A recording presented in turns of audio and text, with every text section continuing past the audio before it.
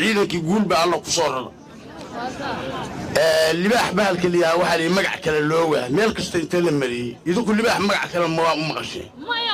لوه لباح مقع كلا ميال لغا سار اللوه عيدك مدقوا اللباح taliskaas macaanka gaaho muusabixi foolashii markii hore waxaa ka riday jamaahiirtii sababahan uga soo tagnay ay ka mid tahay intaas waxaa ka tuuray dadkii jamaahiirta meesha joogay gows dambeedyadii ugu dambeeyeen annaga ka ridnay waxaan u mahad celinayaa ciidamadii Puntland ka gurmaday meel walba ka gurmadeen gaar ahaan gobolka Mudug baan u mahad celinayaa waxaad qabateen shaqo wanaagsan waxaad xoreyseen dadkaas waxay heleen xorriyadoodii qorraxda intii ay xabadda ku jireen annaguna maanta inaan la qaybsanno uga mahad celinno sharafta iyo guusha iyo wanaagga iyo waxa ay soo hoyeen ayagoo ahaa weliba lafdhabarkii runtii difaaca sool haddana runtii aan soo hooyin sharaf xumo iyo guul laga gaaray intaba waxaan leenahay ciidamo idinkoo saraakiishiinna iyo dablihiinna iyo dhammaan isku dhan soo dhowaada gacmo furan ku soo dhowaada wanaag iyo sharaf ku soo dhowaada gobolkiinna ku soo dhowaada annagoo idiin xiisa qabna isu boholownay runtii dagaalka halkaa idinkagala jirnay mar haddaan noo timaadeen alxamdulilaahi rabbialcaalamiin soo dhowaynayno ciidankeennii quruxda badnaa oo sannadka iyo dheeraadka ina ka maqnaa oo ku maqnaa shaqadii ay waajibkoodii soo gudanayeen waxaan leenahay waxaad soo gudateen waajib qaran waxaan leenahay waxaad soo gudateen waajib qaran alxamdulillahi rabbialcaalamiin idinkoo waajibkiinnii soo gutay baad noo soo laabateen waxaan idin leenahay soo dhowaada ku soo dhowaada gobolkiinnii iyo degmadiinnii mar labaad iyo mar saddexaadba ku soo dhowaada waxaan ku faraxsannahay aad iyo aad iyo aad aan ugu faraxsannahay maantay inaan waxa weeye idinku soo dhowaynayno degmada gaalkacyo alxamdulillahi rabbialcaalamiin mar labaad iyo mar saddexaad soo dhowayn ka bacdi waxaan taagannahay kulayl waxaan taagannahay qorrax ilaahay waxaan weydiisanaynaa inuu waxa weeye na soo qaboojiyo ummadda khayr qaba ilaahay inuu ina siiyo ummad islaam ah waxa weeye isu nimid baan nahay ilaahay kulaylkaas inuu naga soo qaboojiyaan ilaahay weydiisanaynaa dhammaanteen ilaahu rabbiyow maantay na soo qabooji oo kulaylkaas iyo waxa weeye cadceedda aan taagannahay ilaahu ummadda khayr qaba oo aan afa lahayn oo aan dhib lahayn oo aan mushkilad iyo sida kale noo geysan baan ku weydiisanay ilaahu na soo qabooji adigu awooddaada ilaahu nagu soo qabooji ilaahu awooddaada nagu soo qabooji ilaahu awooddaada nagu soo qabooji ilaahu bulshadii baan hor taagannahay na furo ilaahu na furo waxaan leeyahay xafladdan waxaa loogu talagalay ciidanka ka yimid gobolka sool in loogu mahad celiyo waa mahadsantiin la yidhaaho laguna soo dhoweeyo oo la yidhaahdo soo dhowaada dalkiinna iyo hawshiinna u soo dhowaada intii ka shaqaysay maanta halkaan inaan isugu nimaadno oo habeennada joogtay inay ciidanka soo dhowayso waa mahadsantihiin baan iyagana leeyahay inta ka soo qadbashay oo gobolku hoggaaminayey iyagana waa mahadsantihiin baan leeyahay waxaan odhanayaa marka ciidanka maamulka waxaan odhanayaa wasiir baa inala jooga hadda guddoomiyihii degmadaa jooga konsolkii baa jooga barasaabkii baa jooga waxaan idinka rabnaa biladgeesigii ciidankaas inaad ka keentaan maamulka haddaa ka keeni weydaan annagaa qaadanay noo soo gudbiya annaga gobolka annagoo isku dhan baan qaadanaynaa noo soo gudbiya dadkaas muddaa dulmi lagu hayay reer sool dhibaato badan baa haysatay in badan baa Puntland isku dayday inay xalliso rag idinka horreeyey baa ku dhintay kuwa maxaabiis laga dhigay kuwa ku dhaawacmeen laakiin guul lagama keenin idinku nasiib waxaad u yeelateen guushii maanta laga gaaray halkaa oo Soomaaliya qarannimadeeda danta u ahayd iyo wadajirkeeda oo qolada gooni goosadka ah riyadoodii beenaysay dadka shacabka oo reer Soolla dhibaatadii muddada 30 sano ee siyaadada haysatay farajka ugu noqotay gurmadkii aad halkaan kaga baxdeen oo aad naftiinna iyo dhiiggiinna u hurteen yaa sabab u noqotay in Sooli xorowdo dadka kale oo deegaanka ama walaalahaana ay ku soo dhiiradaan inay iyaguna soo gurmadaan ilaahay xidigtiinna iyo nasiibkiinna midna ma xumayn maanta idinkoo guulaysan oo dalkii xoreeyey oo midnimadii Soomaaliya xaqiijiyey oo dadkii shacabka ahaa oo dhibaataysnaa dhibaatadii in laga dulqaado sabab u noqday ama qayb ka noqday yaad waxaad ku soo laabateen guryihiinnii carruurihiinnii xaasaskiinnii iyo ehelkiinnii ilaahay idin soo nabad celiyey oo nabadda idinku keenay baan u mahad celinaynaa alxamdulilaahi rabbilcaalamiin ciidanka gobolka mudug laascaano xoraynteeda keliya kuma magac laha qaranka Soomaaliya oo maanta lagu faanayo oo dawladnimadiisa la dugsanayo oo kuraasteeda la isku haysto oo ragarabaatiyada u xirteen waynu ognahay meeshii qarannimada laga soo celiyay 2004 ciidankii gobolkan ka gurmaday buu ahaa isagoo gobolada kale oo Puntland garwadeen u ah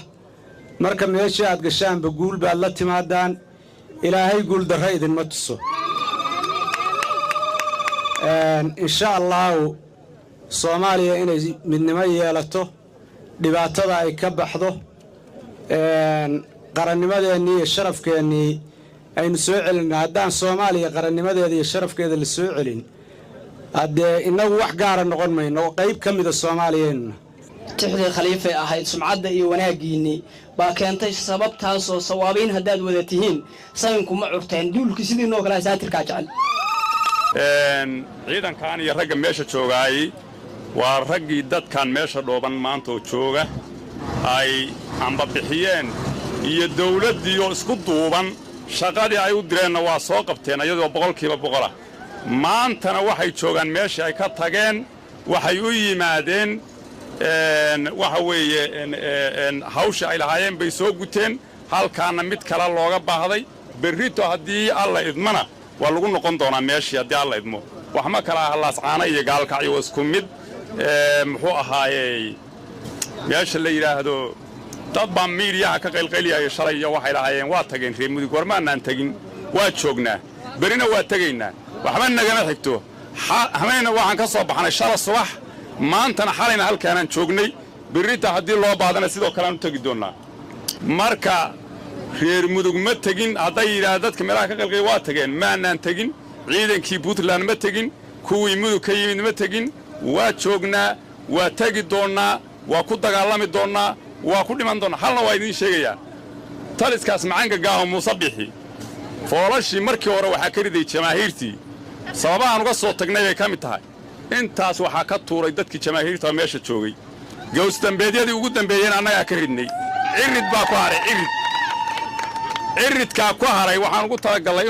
waa nin Soomaaliya inuu ku raafraafiyo wax yar ku soo cifto ku nool hadduu diido joogsan waayo ciridkana waa jabinaynaa haddii ilaahay yidhaahdo marka intaasaan isaga oranayaa mana annaan tegin waa joognaa waxaan ku darayaa nin la yidhaahdo cali salaad caabi huro gure baa wuxuu tiriyey gabay aanan si fiican u haynin marka waxaa ku jirtay nimanyaho waxaad qalad gasheen qiimo weyn ma leh nimanyaho waxaad qalad gasheen qiimo weyn ma leh qasaarooyinkaad geysateen waa la qariyaa qofqaftiinna waxaa loo arkaa inaad qamaadeen qalwada libax baa ku jira qabanna maysaan qoraha hartaa saaran iyo qalab ogaadeen idinkuna qabcada aragta qayrkiin ka soo carariyay iyo qolofyo weyntii idinkuna qabcada aragta iyo wiilal qayrabay qaabkay dagaalka u galeen waa ku qanacdeen qabkii idinku jiray oo aan xabad idinku qiiqaabin inaad qoobka laalaadisaan kuma qablaysaan buye marka nimankii aad shalay meesha ugu timaadeen baa idinka soo horreeya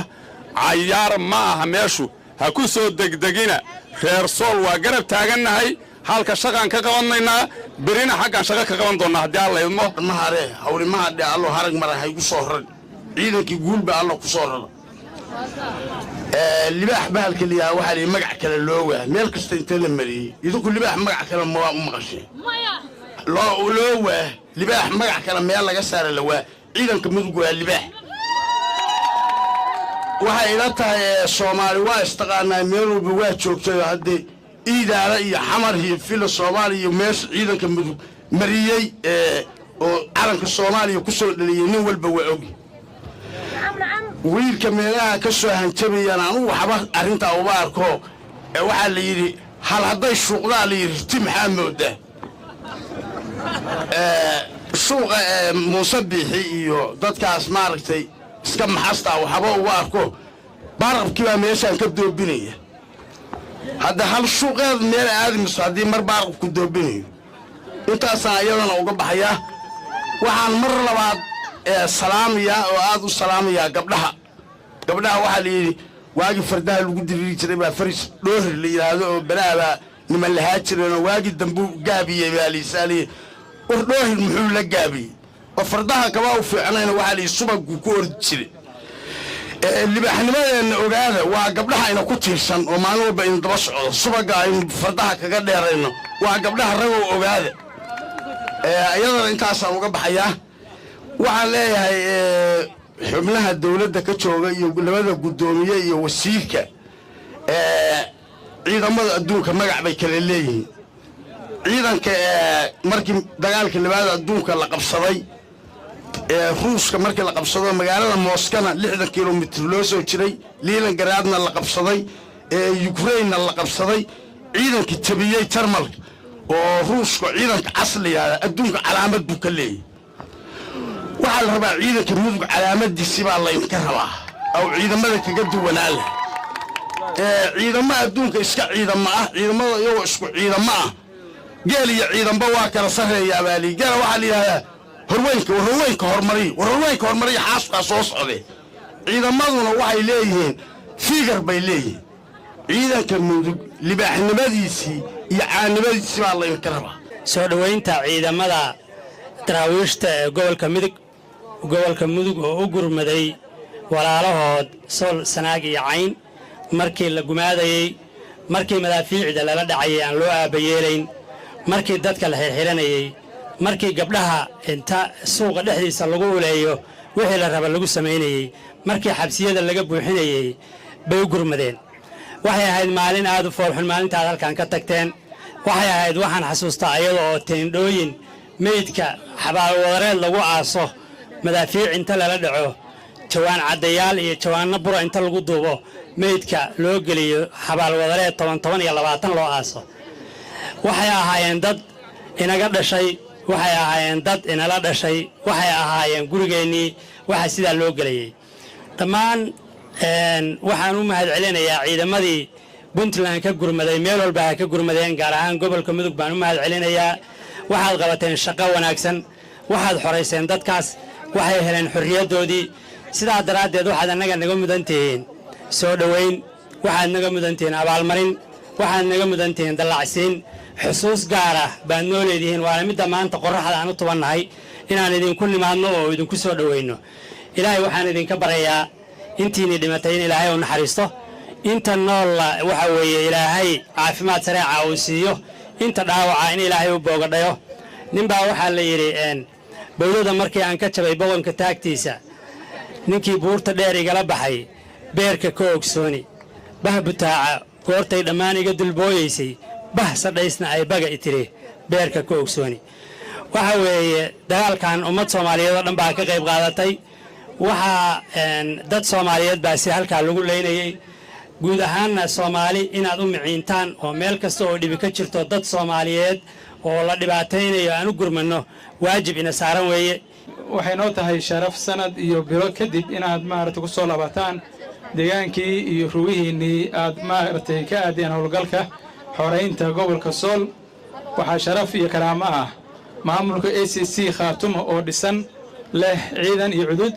leh maamul iyo wasiirro iyo madaxweyne inaad ka soo laabateen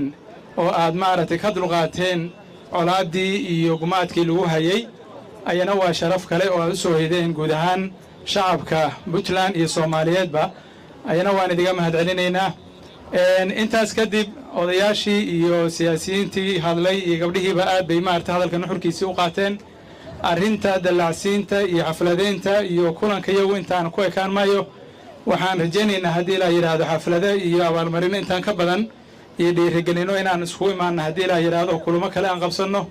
waxaan sidoo kale aan aad ugu baaqayaa baahidii shalay aad lidiigu kaxeeyey baahi la mid ahaa gobolka ka jirta amnigiisa